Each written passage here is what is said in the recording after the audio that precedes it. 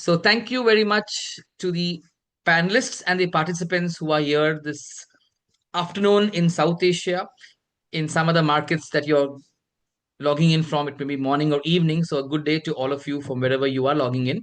As you know, Global Alliance is the foremost grouping in the world that brings together uh, professionals, organizations from multiple countries to work together to help public relations as a function profession excel and become known more and more as a great career choice that people can make. On this call, we have already mentioned Justin, our president, is on the call as a participant. We have Matthias, who's the CAO of the Global Alliance, who's helping put this together. I have two of my fellow board members, Professor Sarah from the University of Sharjah and Professor Janilo from the ULab, that's the university in Dhaka in Bangladesh, who are here. We have three special guests with us. We have Dr. Amna Khalid, Razani Aziz, and Jashita Dheer.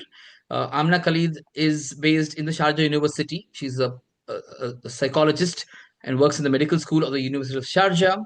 So she's an expert in this entire area of mental health and mental health betterment. We have Rezani Aziz. Rezani Aziz is the CEO of AdFactors PR, but for the Sri Lanka offices that she runs. He's based in Colombo. We have Jashrita Dee representing the CCOs, who's based in India, also happens to work in a university like a couple of others on this webinar. She's with Ashoka University based in the National Capital Region.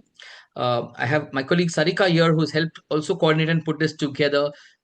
Before we move on to invite Professor Jude to open the session and moderate the proceedings, I'm going to invite my co-chair in the Global Alliance Middle East and South Asia Regional Council to say a few words. Professor Sarah, over to you.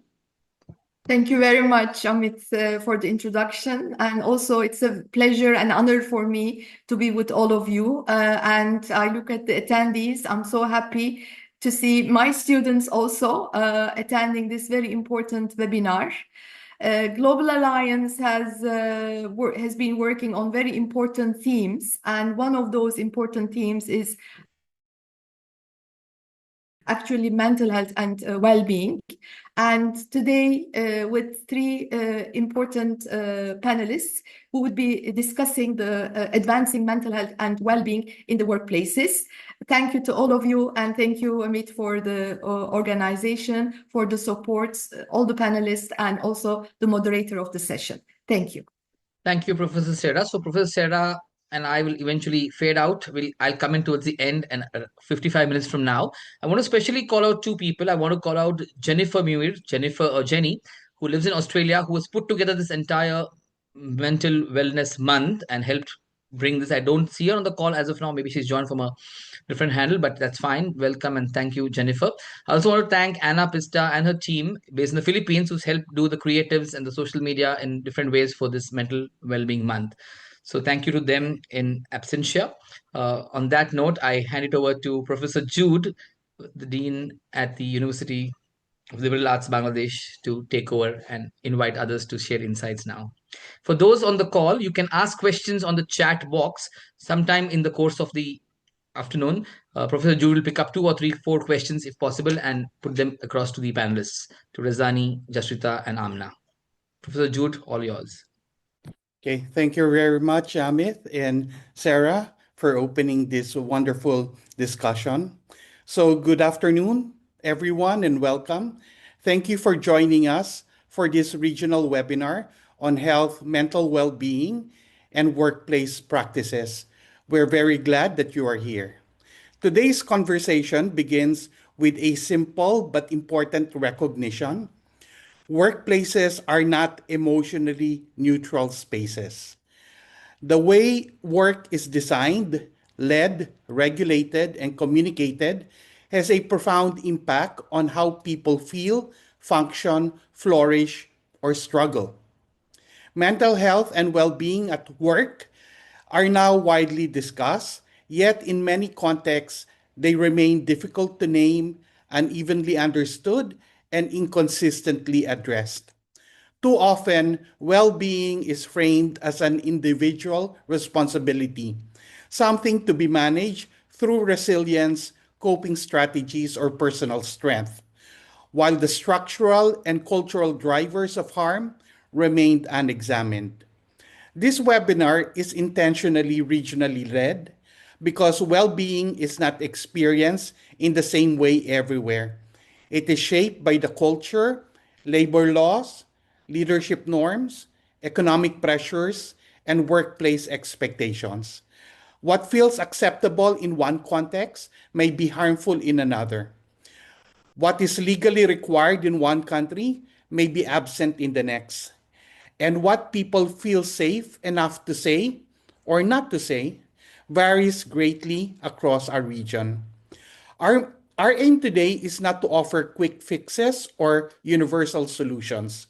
Instead, we would like to spotlight realities, to have honest and grounded conversations about what is happening in workplaces across our region, and to explore what responsible, realistic change can look like within the constraints many organizations and professionals face. A key feature of today's discussion is the inclusion of professionals with lived experience of their well-being being impacted by poor workplace practices. We're deeply grateful to our speakers who will be sharing their experiences. These are not stories shared for effect or sympathy. They're shared because lived experience is a form of expertise. It helps us move beyond abstraction and policy language to understand what workplace practices feel like in real lives. At the same time, I want it to be very clear this is a learning and listening space, and it's not a therapy session. Our speakers will share only what they feel safe and supported to share.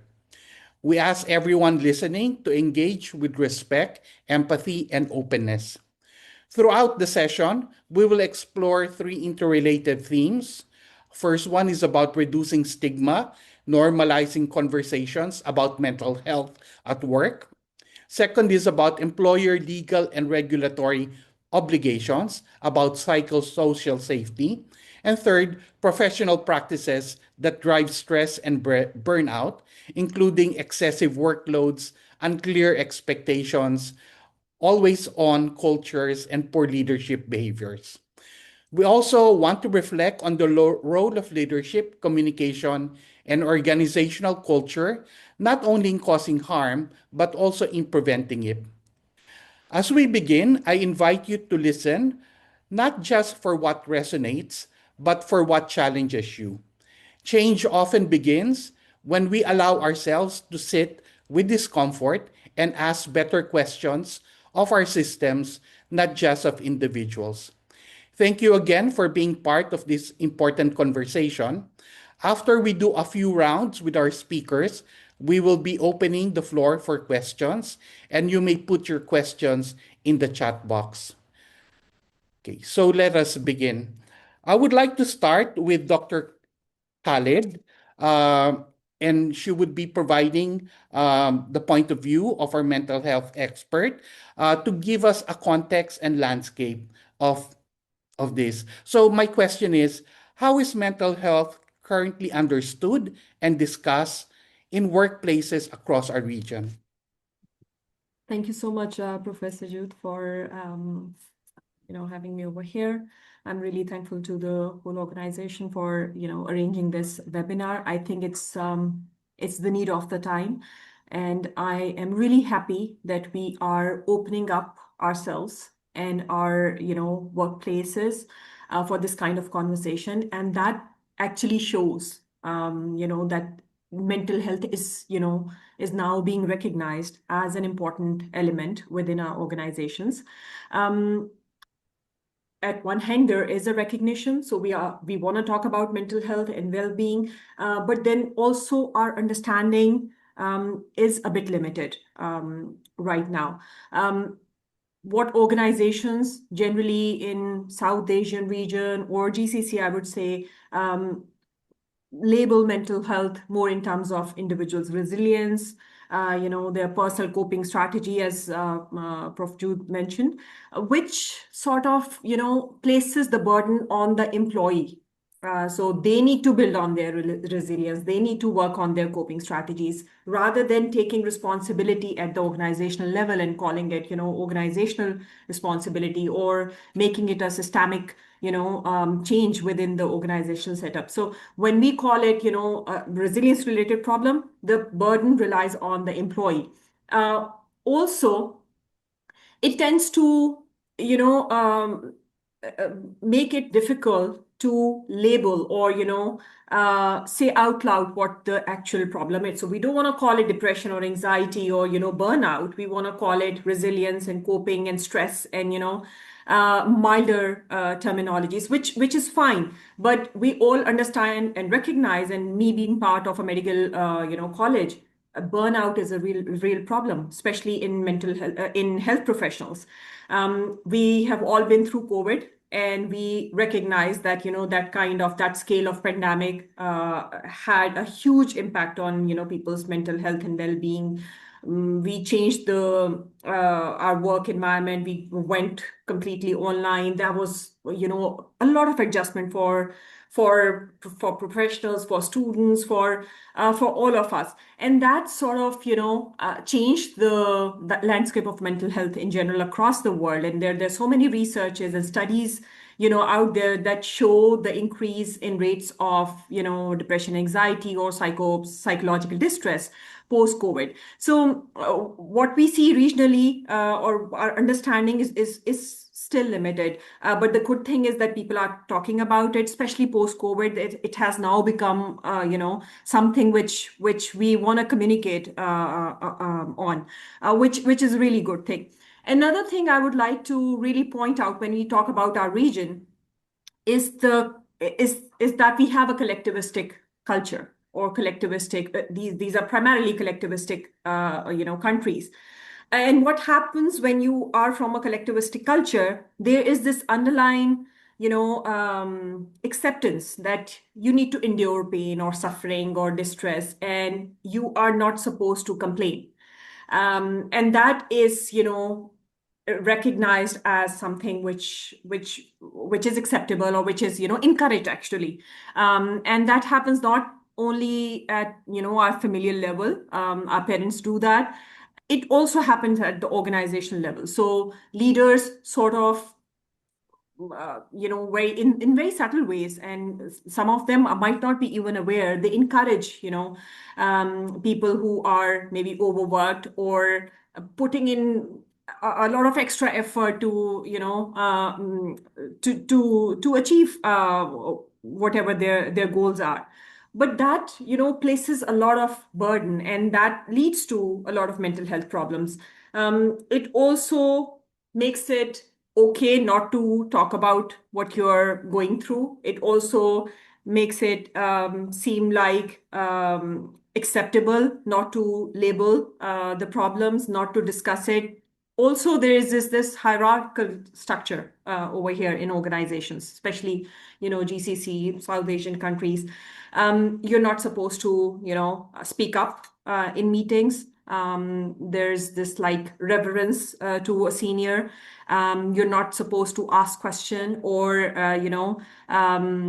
question the decisions made, and that also in a lot of ways affect individuals or employees' mental health. And I would really like to use this platform to highlight some of these aspects which are very much prevalent in our society. So these are some of the areas which are problematic. But then I would also like to, highlight that there are some positive, aspects. We have young people, coming into our work environment.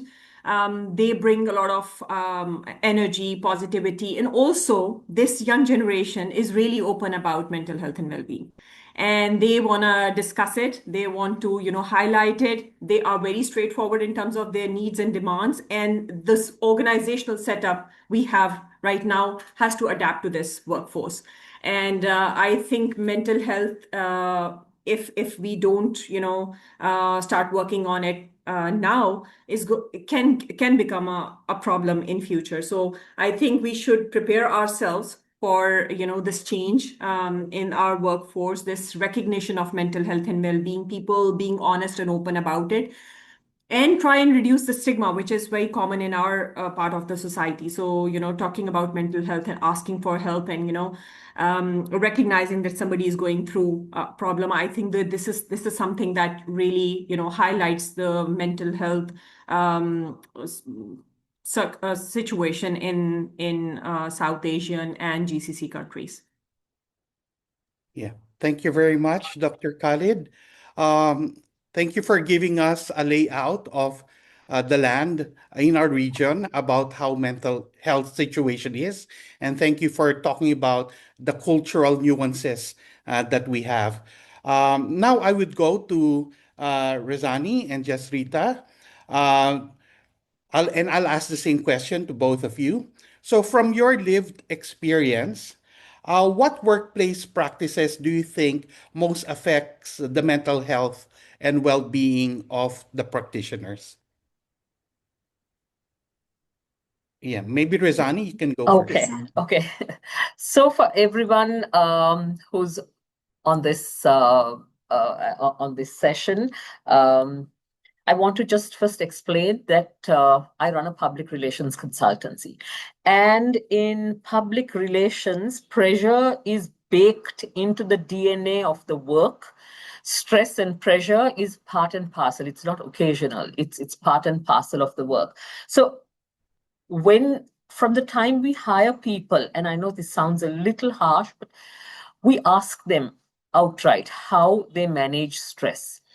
That's in even in the interview. So simple things they'll talk about exercises and going to the gym, hanging out with, but that's an intrinsic part of our interview because in the kind of work we do, we can't control outcomes. We can only control the input that we put into it. And managing stress is an everyday occurrence. We're dealing on the one hand with clients and demands and deadlines. On the other hand, with deadlines of media outlets and it's all personalities. It's all people centric. It's work related. It is pressure. So I would say that at the outset, we do ask. But having said that, we find that there are instances when burnout, like Dr. Amna said, is it happens and it can't be avoided.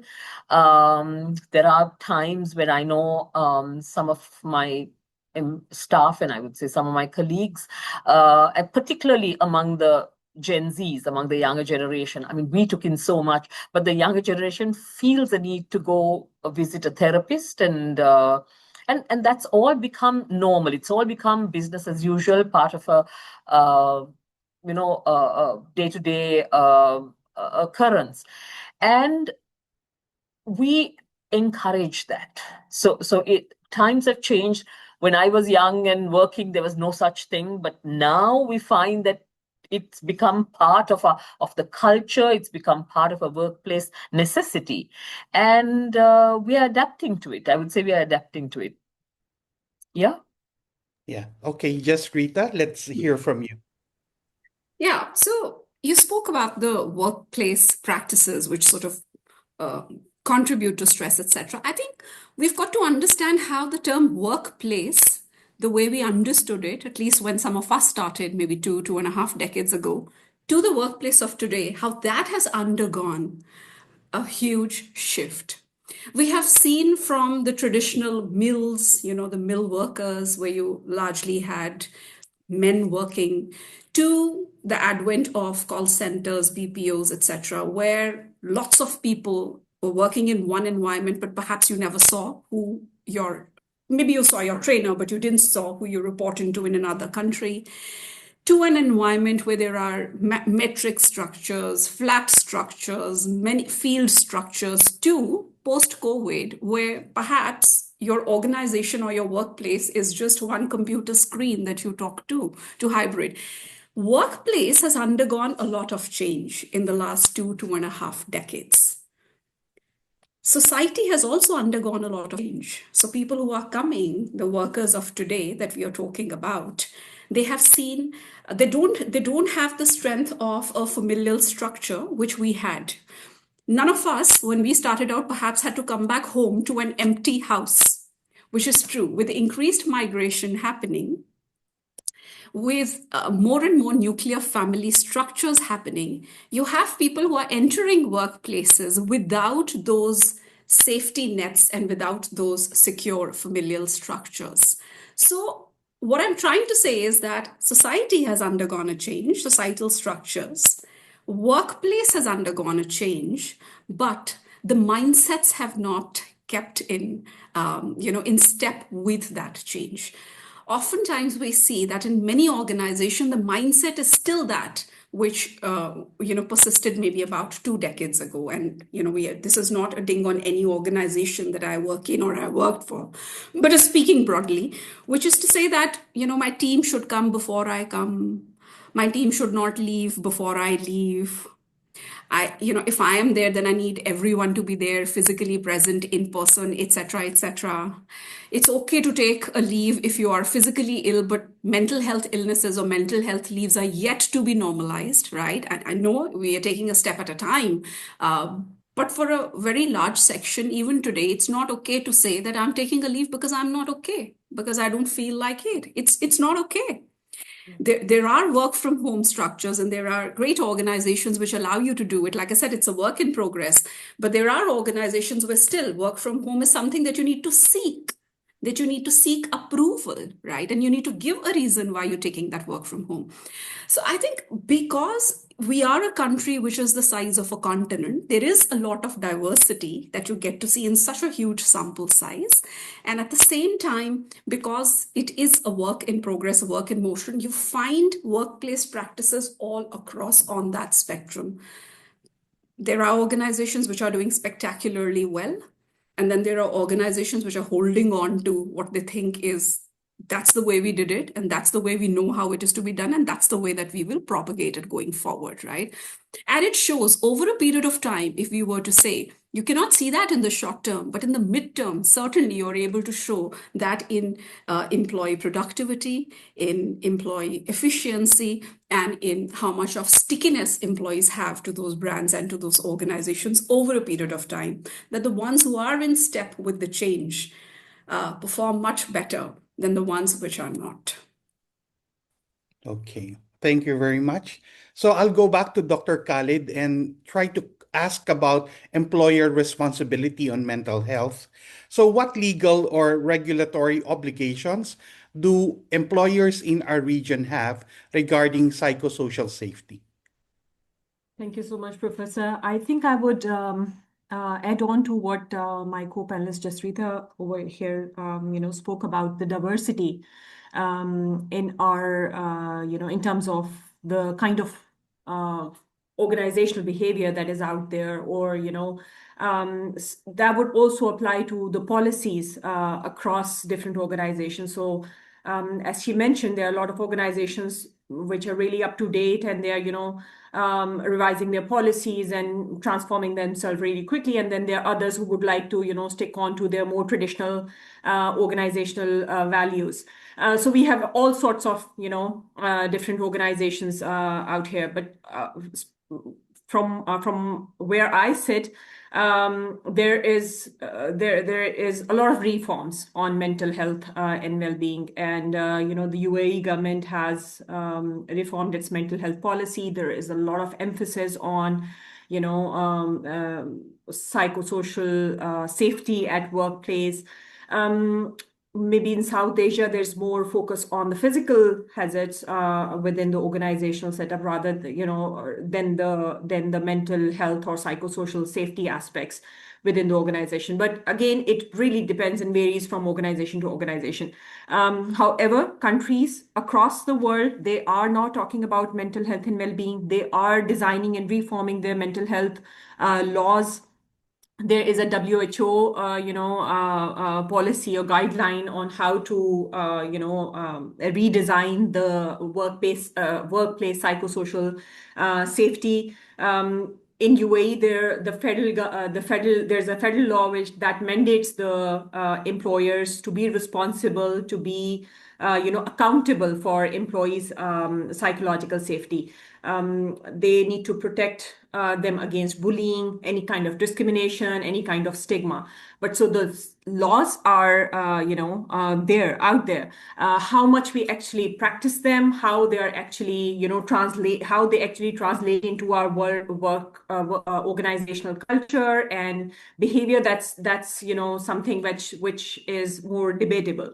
I think there's so much that can be done within the realm of psychosocial safety within the organization, that it's work in progress. And despite of being lost there, I think we need to work more towards accountability of whether those laws are being actually implemented and how they are translated, and how they are actually delivered when it comes to actual workplace set scenario. Okay. So my next question is for Jasrita, because you were talking about workplaces changing in nature, but mindsets are not. So in your opinion, how important is clarity about roles, expectations, and boundaries to ensure the mental well-being of workers in an organization? Extremely, extremely, Jude. And the reason for that is because the workers of today are living in an environment of ambiguity. There's ambiguity all around that we see. Okay, we look around in our world, we are living in a fractured world. Within that, I mean, from the universe inwards, if you were to do, whether you were to do inside out perspective or an outside in perspective, we're living in a more fractured world. Climate change is something which is a reality. We are living in inclement weather. Many people are living in inclement weather, circumstances. We increasingly live in polluted and congested cities. With so much that we knew how life was is changing on an everyday basis, the one thing that you want to be settled is your home environment and your work environment. And you try and look for stability. You try to look for cues which give you some sort of a sense of belongingness over there. And so when you go to work to find your work identity, and again, at least in the Southeast Asian context, one can say for a whole lot of countries, including India, it's changing with the younger generation, that our identities quite rooted in our work identities, right?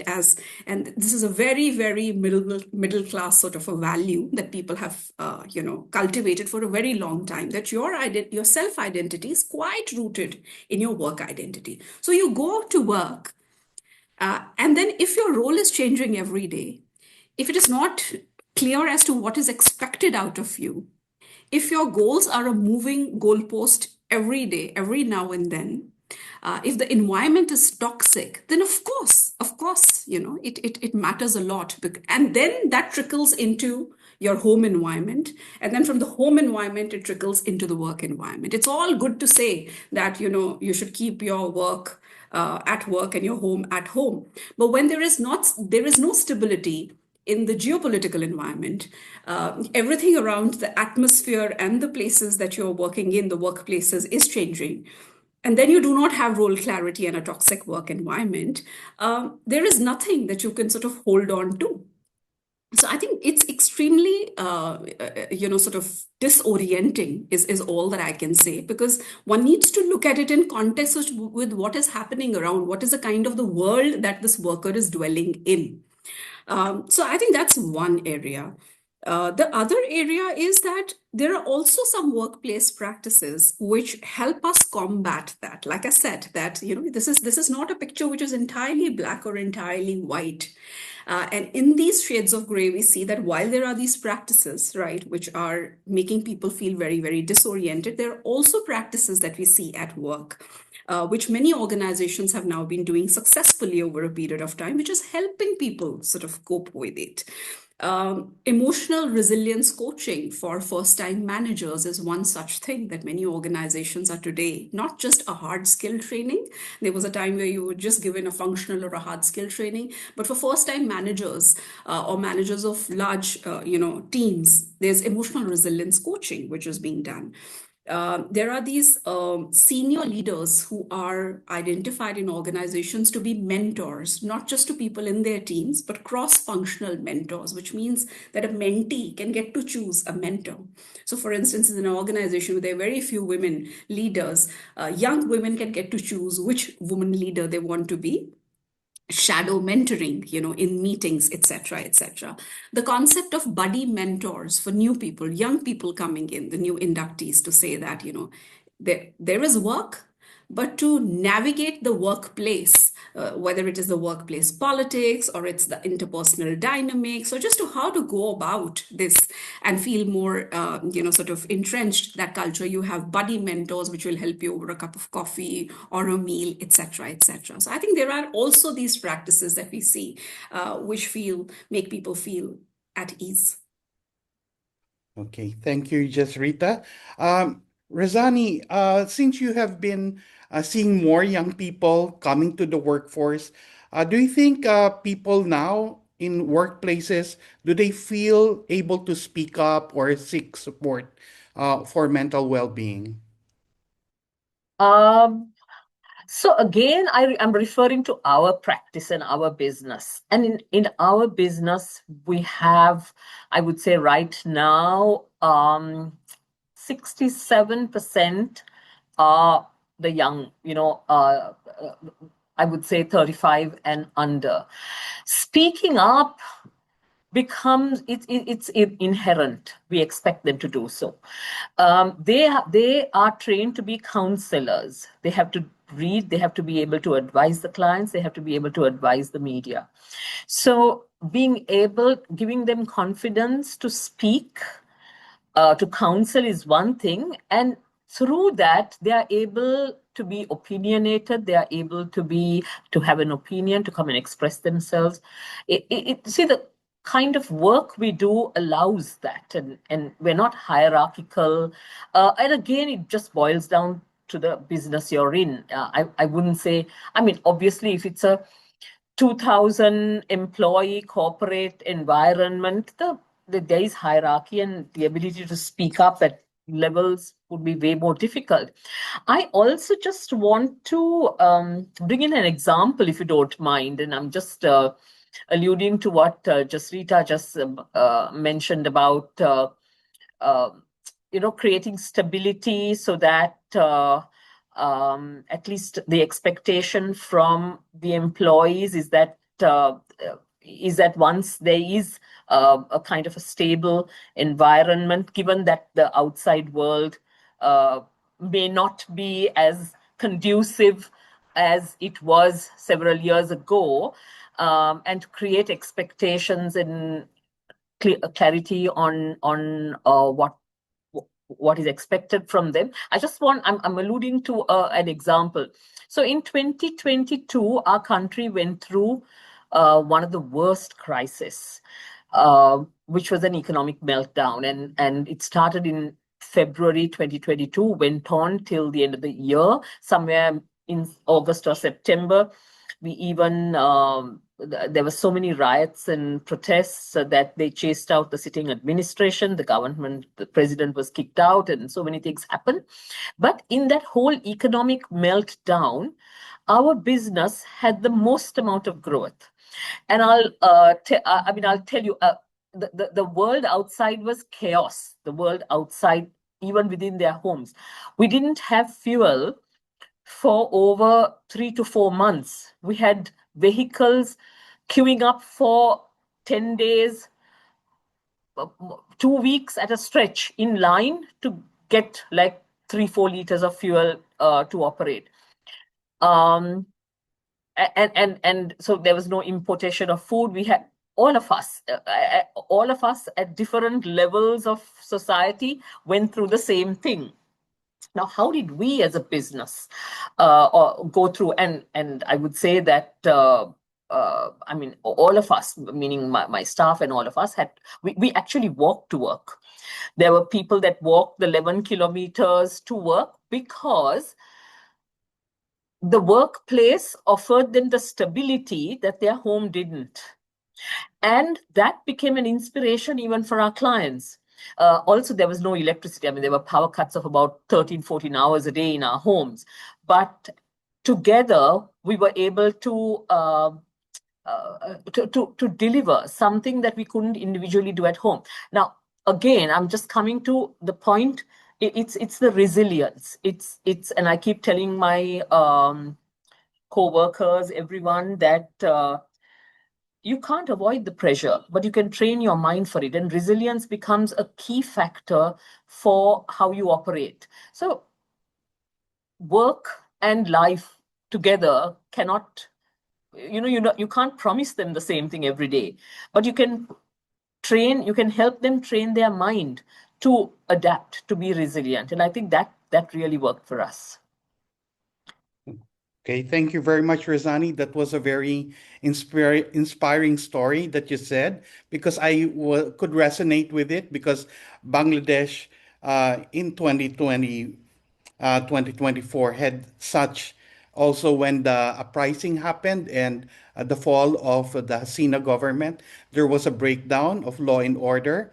But also we saw the collective resilience of the people, like students cleaning the streets, doing traffic, and then communities banding together to be keeping the criminals out of neighborhoods. So that was also a very good experience. So I would like to go to Dr. Khalid and ask, what practical steps can organizations take to improve mental health of workers that don't really require a big budget? So could you give some suggestions? Most definitely. And I would really like to, add on to, not add on to, but take from, what my co-speaker over here shared her personal experience of, going through this uh, a calamity at a country level, and how your organization came out as very, very, very resilient. And that for me is an example of a good leadership style also. When you set an example as a good leader and you share your emotional side and make it open in front of your workers, it becomes easier for them to be, to feel safe to share how they are feeling, and how they are coping with the problems at hand. And a lot of people over here mentioned that, when communities get together, we have such immense power and resilience that, we can use under pressure and stress. And that's the innate, capacity of human beings to fight back, and to deal with the struggle. So it's one thing which I think won't take any efforts in terms of resources at the organizational level, is to start, talking about mental health and making it, normalize conversations around mental health and well-being. A very simple thing, like if a leader or a manager can talk about their own mental health and well-being, or the struggles they are having, it becomes so much easier for your juniors or your co-workers or your employees to see it as something that is normal. Also, I think Jasrita mentioned that people don't want to take time off for mental health problems. So it is okay to take time off for if you have some physical illness, but you don't want to talk about, taking time off or requesting for time off or working, from home when you are under stress, or some, other psychological problem. It's because people are scared of being labeled. So if I say one day that, I'm struggling, that is going to stay with me forever, that this person has mental health problem, and she's the one who is being problematic in the future, and that would maybe not go on my file physically, but that's going to stay with me forever, and that's going to sort of label me. So those worries, they stay with the employee, and they don't want to discuss that with during their meetings, or at their workplace. So normalizing, I would highlight this point, normalizing conversation on mental health. I think that won't take a lot of budget, but just a cultural change. Leaders should be more empathic. They should be more open to conversation, and it doesn't take much from you. Just 2 minutes of time, just checking in with your worker, with your employee, with your co-worker, your colleagues, how they are doing, and you're there to help them, or any kind of. And sometimes, most of the times, you don't actually need to do anything. Just hearing someone out reduces, there's this saying in counseling that counseling can happen on railway tracks. So even if you are talking to someone and you half of the problem is gone just by talking to someone. So that I think won't take a lot of budget, but that's one practice that can really make your workplace resilient. Another thing, and I think, summarize, I think one point made by Jasrita was on clarity around the roles and expectations. That the more you reduce the ambiguity, the more a person knows that ABC, this is what my role is and this is what I'm going to do, that reduces the anxiety. Anxiety, the other word for anxiety is ambiguity. So if you're unsure, you don't know what is expected of you, that triggers fear in you. And that leads to anxiety. So if you can reduce that fear, that ambiguity, that unclarity, you can reduce half of the stress. And yes, and I think another important point is identifying stress earlier. So if you see a coworker struggling, or an employee, or anyone within your organization who you think is under stress or pressure, talk to them, ask them, seek help. And you won't believe, a lot of students, because I teach psychology at my college, so a lot of students come to me for help. And they don't want to go to the university counseling center, although it's out there and it's completely confidential services for them, but they don't want to go there because they have this kind of a maybe a rapport with me, a relationship that has been built by a teacher student comfort. So they want to come to me and seek counseling. They don't want to go to the counseling center. So when they come to me and I tell them that there are services out there which they can seek out, they can reach out to them, that's when they get to know. So there is a lot of help available. Even in resource poor settings, there are online helplines which are free of cost. A lot of NGOs are working in mental health and well-being. So if you see someone who is under distress, or you yourself are struggling, seeking help early on really helps. So I think these are three main points for me which can really help organizations without investing a lot of huge budgets in mental health. Okay, thank you very much for those suggestions. I want to jump in here, Professor Jude. There are a Okay, couple of questions. I think okay. one question is parked in the chat box. And for those watching, there's a Q&A section. You can put your questions there. And those who can't find it, message me on WhatsApp. I'll guide you. But Professor Jude, feel free to pick up the question when you want to, and back to you again. Yeah. Okay. Well, I'll ask a question to Jasrita. Okay, and my question is: there are employers who believe that uh, investing, or putting resource in well-being initiatives, they reduce productivity. So, what do you want to say to those types of employers? I just want them to say that what they believe in is not research backed. And we all follow evidence-based, and research-backed trends. There is enough evidence out there which suggests that organizations which implement wellness and good mental health practices at their workplace, they see a 10% increase in productivity. They see a 22% increase in efficiency.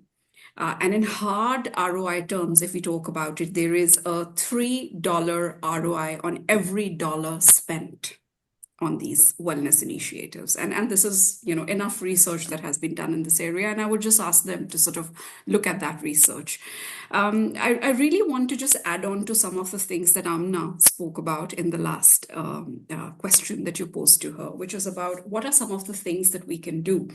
And from the organizations that I worked in here in India, there are a few practices which have helped the employees, and in good stead.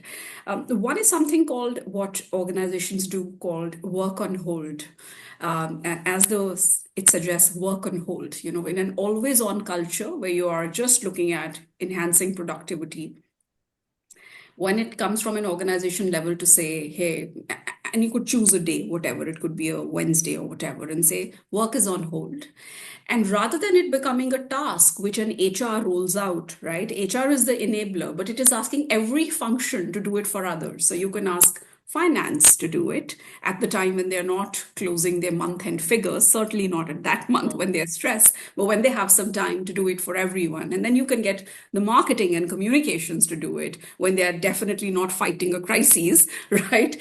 To do it for the entire organization, because that helps normalize, to the point that Amna was making, that if working towards a goal and delivering those targets is normal, then once you've done it, once you've achieved that, or you're in the process of doing it, the micro milestones towards that big milestone, putting work on hold is equally normal. Normalize that, pause. I think that's one.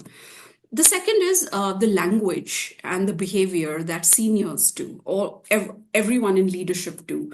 Another thing in the Southeast Asian cultures is also that you do not want to show your vulnerability to your teams. You always want to be this put together person who's figured everything out, right?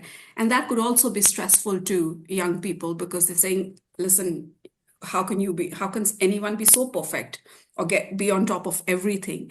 So it's okay when you're talking about difficult tasks, when you're talking about difficult periods, or when you're doing some micro culture conversations in your team, to say, listen, I also don't know all the answers. Listen, I'm also equally at odds with this as you are, but we'll figure it out together. It's okay to get it wrong. As long as overall we're moving in the right direction, it's okay to get it wrong. I think those kind of showing vulnerability and showing that to err is human is also something that helps.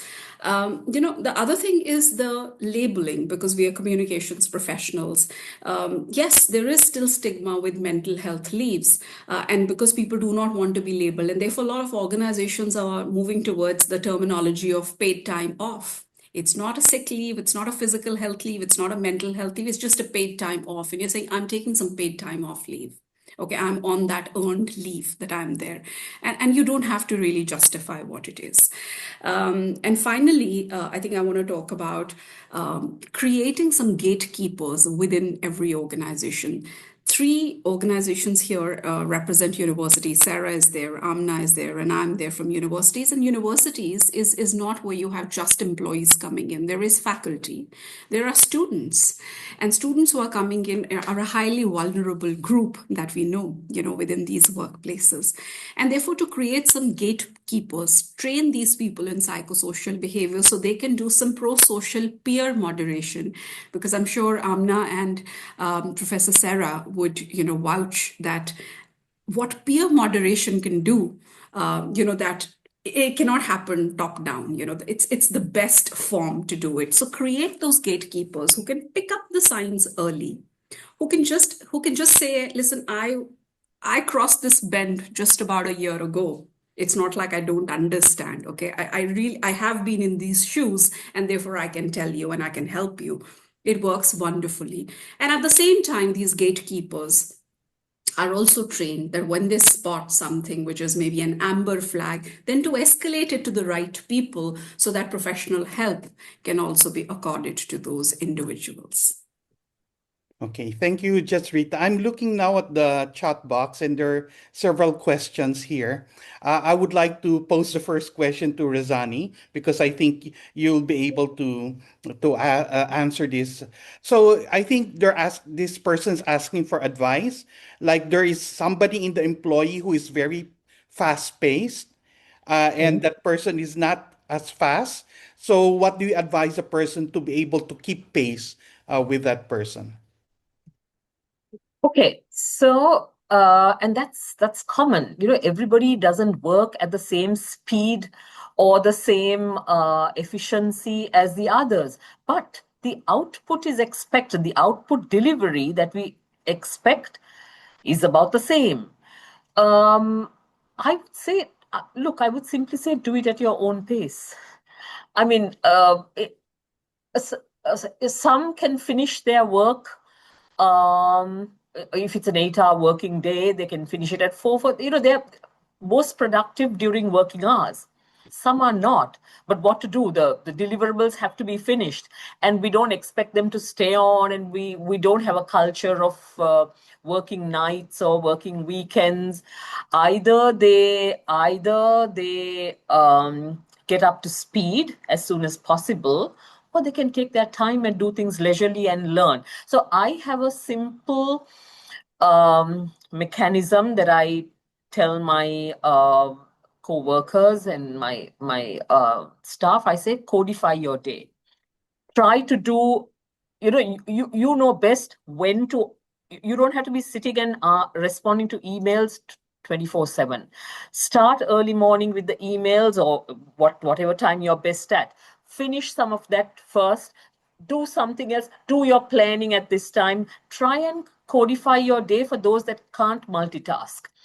And that has worked very well. There are some who multitask all the time, but then there are some who need to do things in. So it is a definitely a case by case basis. Okay, thank you, Razani. I think that would be good advice.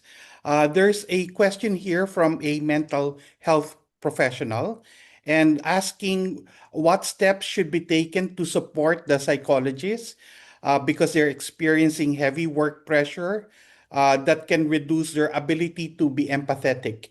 Dr. Khalid, you want to take that question? I think this is a real dilemma over here. So we have like especially in South Asia, the ratio of mental health professionals to people who actually need help is really, really bad. Like in Pakistan, there are only five child psychiatrists for the whole population. Now this is not a very recent statistic, but I'm sure things not have not changed drastically over a period of time. So this is a real problem at hand. So people who are actually working in the field, especially in government setup, they are actually, really overworked, and that can affect the quality of, work because you have so many patients waiting for for the treatment. So one thing I suggest is that there are there are resources out there that people can use to which we call self-help resources. Now, I'm not saying that patients who are severely depressed or anxious should seek self-help approach. They should definitely go to a professional. But those who have mild to moderate depression and anxiety, or psychological distress or general problems, they are not even diagnosable cases, but we all as human beings suffer through relationship difficulties, through work related stress, through some of the other problems you're going through. So some of us can sort of manage by seeking those self-help approaches. Another thing that maybe at your organizational level they can do is peer support. Again, I think my colleague over here mentioned peer support for students, which we have a peer-to-peer mentorship at our College of Medicine, and we see that students, they really look up to their seniors rather than their professors even, and they feel comfortable talking to them more as compared to coming to their professors. So I think peer-to-peer support at in within your organization where you have the psychological services can be really helpful, because there you can offload your stress related to your clinical workload or any difficult cases you're facing, so that can support your mental health and well-being, and sort of also encourage you to maintain the empathic behavior with the patient, which we are bound to by law to be empathic towards patients. But yes, this is a real problem in some of the countries where there's a huge load on mental health professionals actually working in the service area. Yeah. Okay. Thank you, Dr. Khalid. Amit, do we still have time for a few questions? Because there are some interesting questions here. So here's what we will do. If all the panelists are okay, we will take 5 more minutes after 4 o'clock till 4:05 India time. I'm referring to. So it's 3:56, 9 more minutes, and try and answer all the pending questions. I'm going to request the audience not to ask any more questions. The last question is what I put is some Shaibal Saha's question. We won't take that, I think. So whatever else we have time for, Professor Jude, please take this. I'm also going to ask Matthias or Sarika to change the mode for the audience to be showing all the speakers once. My colleague wants to take a screenshot of all speakers together. Right now, it's individually when you speak. So if Matthias or Sarika can do that, that'll be cool. So if it's okay with the panelists, can we take up to 4:05 p.m. India time, 4:35 Dhaka time, and 2:35 in UAE, so that we can take extra 5 minutes? Yes, please, Professor Jude, back to you. Yeah. Okay. So we have five minutes more. So I think I'll give the question to just Rita for this, because Sean Andrew is talking about the change in the work environment, saying that the work environment in the 2000s and 2025 is different, and now there are higher demands with the mental health. um, there are more mental health pressures. So is this a normal evolution, or are we just having a more toxic environment? So how do you analyze this? Yeah, Sean, very good question. And let me take you a little back. I mean, I'm a 90s kid. When we were growing up in the 90s, the diseases that we used to hear about in India were all cardiac diseases. Everyone was so scared of getting a heart attack. You only heard about either AIDS or the cardiac epidemic. So there is that 10 to 15-year period where you thought that, you were going through a cardiac epidemic. Cut to, and then technology became better, and lifestyle, and oils and this and that and whatever, and then we evolved to uh, perhaps getting a handle on cardiac and AIDS and all, and then moving to the decade or decade and a half of cancers. And then all around, we just heard about people having all sorts of cancers. And we thought, oh, what just happened? We never heard about so many cancers 30 years ago. And then there is evolution that came about in medicine, in technology, in treatment, in lifestyle changes, and whatever needed to be done. And yes, while that is still very much there, there happened a little thing called COVID. And post COVID, there is this very much a mental health pandemic that we are still living.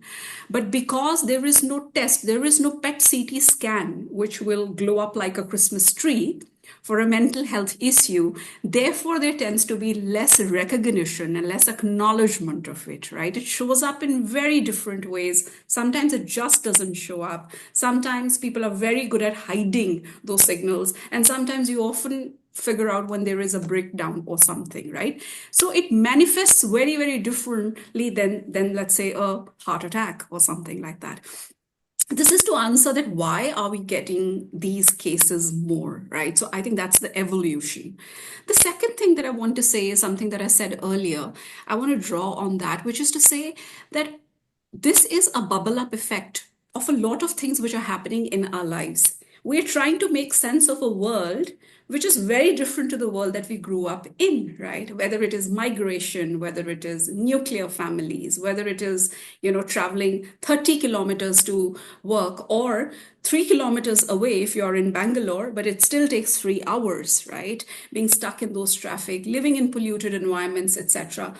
It is a sum total of all of that. The moment you leave your house to go to your workplace, you're already stressed. Before you enter your physical workplace, there is already so much of stress that has mounted on you. And then comes, maybe cold work environments, or not having enough role clarity, or having very, very lean teams because there has been a layoff of employees where you're now trying to do the work of 2.5 people, or not having enough mentors to look up to, or and so on and so forth. So I think it is an evolution of how, yes, we are going through that, but also the reasons which are compounding are not just work environment related. Yes, they are, but also the world that we are trying to make sense of, right? And finally, how can we do that is, I think, at a personal level, to draw boundaries. Just like we take time off to sleep, just like we take time off to go to a movie, or whatever your thing is, to go for a run, to, go on a cliff. Different things make different people happy. Different things fuel, and they're passionate about different things. I think similarly, to be able to say that I'm taking time off to recharge my batteries, whatever. I think normalizing that, having personal boundaries, and ensuring that culture where you lean on people, right, who have that sort of an energy and that sort of an approach is very important, right?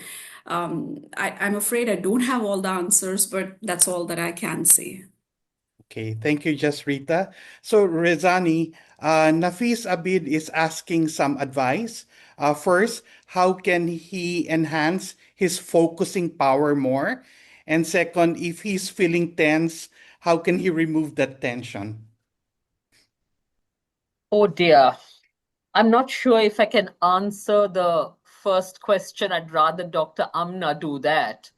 Um, but if he is, see, and here I don't have clinical knowledge, and again, Dr. Amna will be able to add to that.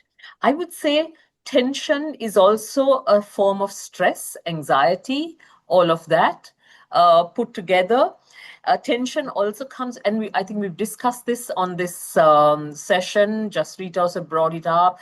Dr. Amna also mentioned, when you're unsure of what you're supposed to do, all that make deadlines uh, tend to make you tense, or so many factors. I would say try to identify what causes the tension, but I would also say that, and this is what I advise my folk over here, we encourage them to do a run.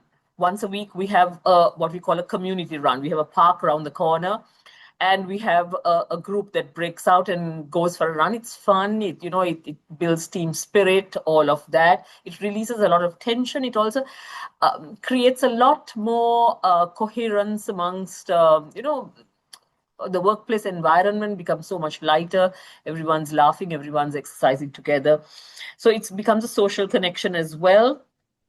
I would say, look, sometimes you can't avoid tension at work, but try and do other things, get enough sleep, quality food, nutrition, exercise that I mentioned. You can't make the circumstances softer. I would think that that's across any work that you do, but how you adapt, what qualities, what traits you build to get over it would be your career path. But again, I am talking about it from the point of an employer rather than a clinician. Okay, Amit, does Dr. Khalid have time to pitch in? To add to it, please. Yeah, Yeah, to let's add. add as final remarks and then back to you to say bye, and I'll say a word of thanks, and we'll do in Yeah, two okay. minutes. Yes. Okay, thank you very much. I think we need another webinar to cover this topic because it can't be answered, in a really short time. But I would really, reiterate what Razani mentioned. So exercise is actually a really an effective tool to, handle stress, time management. For me as a clinician to help you, I really need to know, as Razani mentioned, what is causing that stress, and that's when we can talk about how to handle it. But what I can see over here, encourage you, is that you have taken the first step, is actually recognizing that you are struggling or you have stress or tension, and that's the first step, and that can definitely lead to other venues. So eating healthy, exercising, these are some core things which we think, okay, this is something we already know and it's not Sleep, important. sleep. Actually very important. Yes, enough sleep. One strategy that I can really help you from the psychological perspective is, social support, building healthy relationships, and seeking help from friends and family when you're struggling. What we tend to do in our collectivistic cultures is to shy away, highlighting our problems or identifying or talking to someone about them. As I mentioned before, half of the problem just vanishes when you talk about it. When you say it out loud, you can hear yourself out, and you can, start beginning to understand where the problem actually lies. So I would say, seek help and support from, your friends and family out there. And if you think that this is something which is out of your hand, seek professional help. And that's I think that's where I would stop. Okay, I think just Rita has raised her hand. I just wanted to say that, just like she said, that seek help. There was a very good campaign that was launched by Ogilvy in UK, but then it was adapted by every country, which said "Ask Twice," the "Ask Twice" campaign. And the "Ask Twice" campaign just says that when you ask somebody, "How are you?" it's almost muscle memory response when we say I'm fine, I'm okay, because that's how you're wired to do it, right? But it's a very perfunctory response. And if you see signs in anyone in your social structure, it could be your workplace, it could be in your hospital, in the university, ask twice, and ask it more intentionally this time. And again, because this campaign is now some years old, they've seen that there has been a 16 to 28% more response in people when you ask them the second time to say, yeah, there is this issue that I wanted to talk about. So maybe just ask twice around yourselves. Yeah. Okay. So I think that concludes the different rounds and question and answer. Well, I just want to apologize that we were not able to go through all the questions, but just understand that we already extended our time, and that's all the time we have. So over to you, Amit. Right. The idea for Matthias is not just another webinar. Maybe he should talk to Justin and plan an entire summit on mental wellness for communications and PR people somewhere in the world. So people spend an entire weekend listening and learning from each other. Maybe that's an idea from this. On that note, I want to thank Professor Jude for steering this so beautifully in the last 1 hour plus. We want to thank all the panelists from wherever you are. 1 second, it's 4 o'clock and I have an intruder here. This is my mental health betterment committee. Hi, mental health betterment committee. You can't walk into these calls. Hi, Can you go? Swara. Oh God, public. Okay, give me 3 minutes, please. Okay, sorry for this. We are ending this session. Thank you so much once again for being here. Thank you, especially to Matthias and Sarika for helping coordinate it in the front end and in the back end. Roshan, Anubhuti, Aarti, Julian for supporting it in different ways. To several people who are not on the call, Justin, Jennifer, Anna Vista, for doing what you did. Thank you so much. It was helpful. We had 100 plus sign-ups, but I think I don't know if others saw a bigger number, but I think there was 51 or 52 people as the highest number which came at some point in time. There have been 45 throughout this listening and learning. I enjoyed it. I learned a couple of new things, and I hope we can do this in a real life physical format in the future as well. If anyone from the panel wants to say anything, we can stay back for 2 3 minutes. I think Matthews, you can move it out from the audience. To the audience, thank you so much. Have a great evening, great weekend, and a great February. See you all. Bye, Amna, Rizani, Thank you very much. Jasita, Thank you. Bye. Sarah, Jude. Thank you. Yeah, webinar can end.